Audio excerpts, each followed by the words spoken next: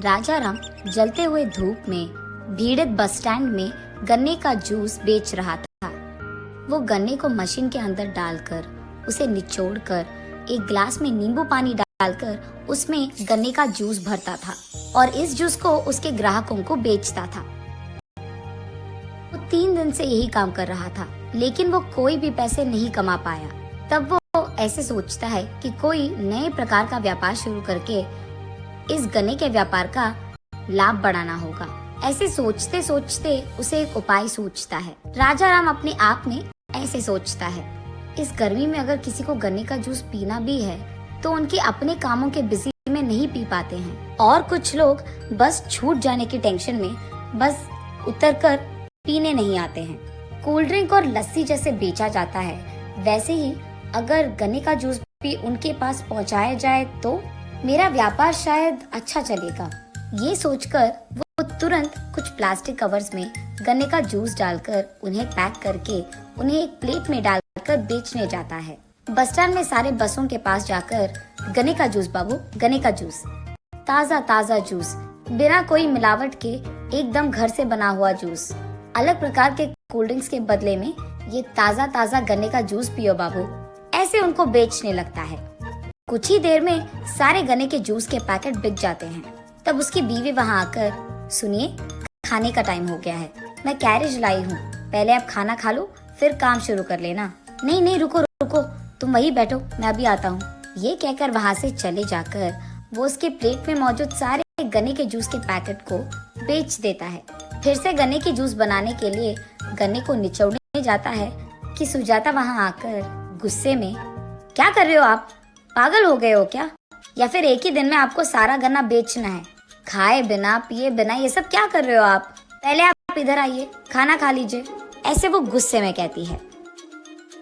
तब राजाराम जल्दबाजी में वहाँ नीचे बैठकर खाना खा लेता है। उसके बाद तुरंत वो गन्ने के जूस बनाने मशीन के पास जाकर उन्हें निचोड़ने लगता है। उसके बाद जूस बनाकर उनको वापस उसी जल्दबाजी में बेचने जाता है।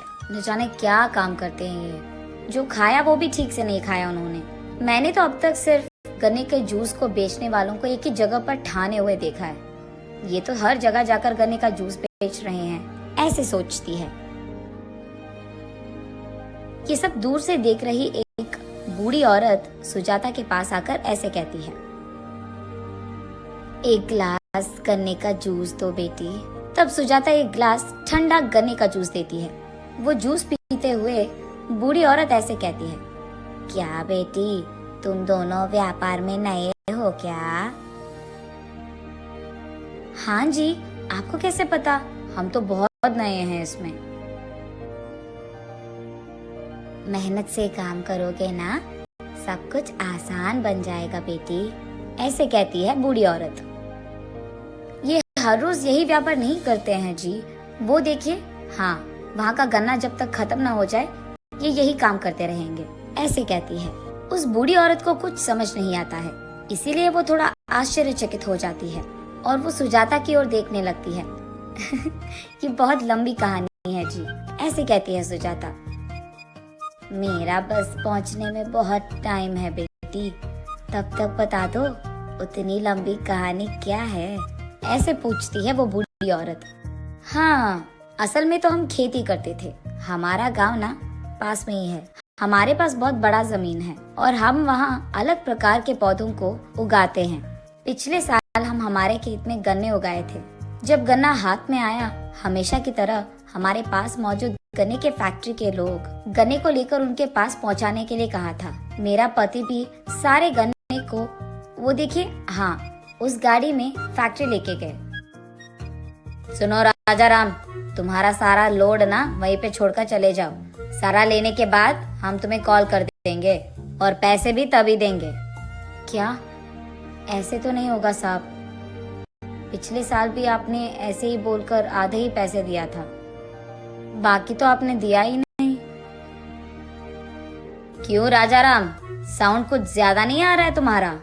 हमारे साथ आपका बर्ताव देखकर तो ऐसे ही बड़ा होगा ना साहब। जिस गाड़ी में मैं गन्ना लाया वो गाड़ी भी आप कह रहे हो कि यही छोड़ दूं मैं, ये तो नाइंसाफी है। यहाँ जितने दिन आप गाड़ी को रख रहे हो उतने दिन उस गाड़ी का किराया आप दोगे क्या, ऐसे पूछता है। निकल जाओ तुम। अगर इतना ही मुश्किल है तो अपना गाड़ी लेकर चले जाओ। इस साल भी आधे ही पैसे दूंगा मैं, तुम्हें जो करना है कर लो। निकला। तब राजा राम भी बहुत क्रोधित होता है। आधे ही पैसों में तुम्हें ये गन्ना बेचना मुझे भी नहीं पसंद है, और जब तक तुम लोड यहाँ पे उतरवा ना दो तब तक गाड़ी यहाँ रखने की कोई जरूरत भी नहीं है मुझे। ये कहकर वो गाड़ी लेकर चले जाने ही वाला था कि तुम ये गाड़ी लेकर यहाँ से 200 किलोमीटर भी गए ना तो ये गन्ना तुमसे कोई भी नहीं लेगा।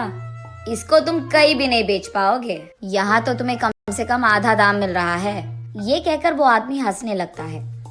इससे पहले कि ये गन्ना खराब हो जाए, इस हफ्ते के अंदर ही इस सारे गन्ने को मैं बेच दूंगा, और वो भी 50 किलोमीटर के अंदर। ऐसे कहता है राजा राम।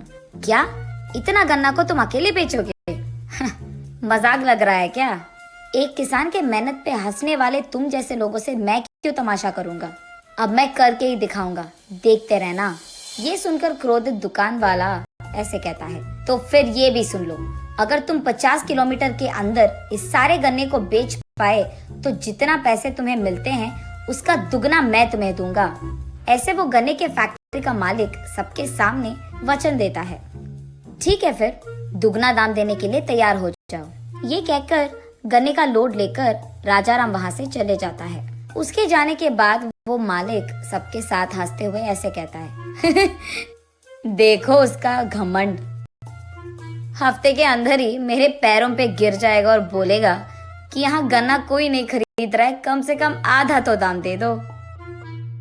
सुजाता ये सब उस बूढ़ी औरत को बोलकर, तो ये थी वो लंबी कहानी। इसलिए मेरा पति उस सारे गन्ने को बेचने के लिए 3 दिन से बहुत मेहनत कर रहा है। 2 और दिनों में उस सारे गन्ने को हमें बेचना होगा, यही उनका फैसला है। ऐसे कहती है। अच्छों का अच्छा ही होगा। चलो मेरे बस का टाइम हो रहा है बेटी, मैं जा रही हूँ। ऐसे कहती है वो बूढ़ी औरत। ऐसे वो 2 दिनों में उस सारे गन्ने को बेच देता है।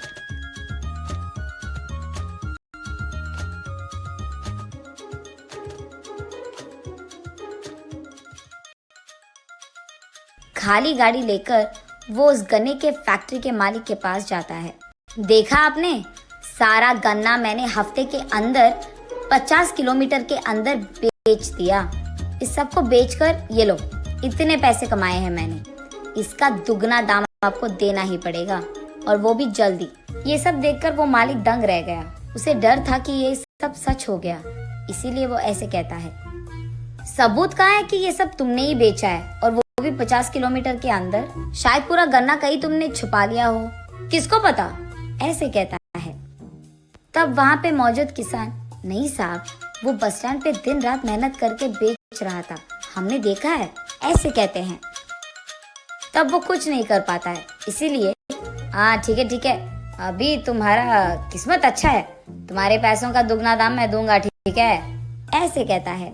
रोते हुए राजाराम के कमाए हुए पैसों से दुगना देता है वो मालिक, और वो भी सबके सामने। तब राजाराम को ऐसे लगता है कि उस मालिक को किसानों का पावर दिखाना है। तब वो कहता है, आपका जमीन मैं खरीद लूंगा, दे दो मुझे, अभी के अभी पैसे भी दे दूंगा। तब वो उसके पास मौजूद पैसों से वहाँ पे मौजूद सारे किसानों का खेत खरीद लेता है। तब कुछ ना कर पाने के कारण फैक्ट्री का मालिक वहाँ बैठ जाता है। राजाराम पूरा गन्ना लेकर पास में मौजूद शहर जाकर हर एक चौरस्ते में एक एक गन्ने के जूस का डिब्बा लगाकर वहाँ पे लोगों को नौकरी पे भी लगाकर गन्ने के जूस को पैकेटों में बेचता था। बहुत ही जल्द वो बहुत सारा लाभ बनाता है। ऐसे उसने साबित कर दिया था कि अगर एक किसान को कुछ करना है तो वो करके दिखाएगा, और ये भी सबक सिखाता है कि किसानों को कभी नीचा नहीं देखते।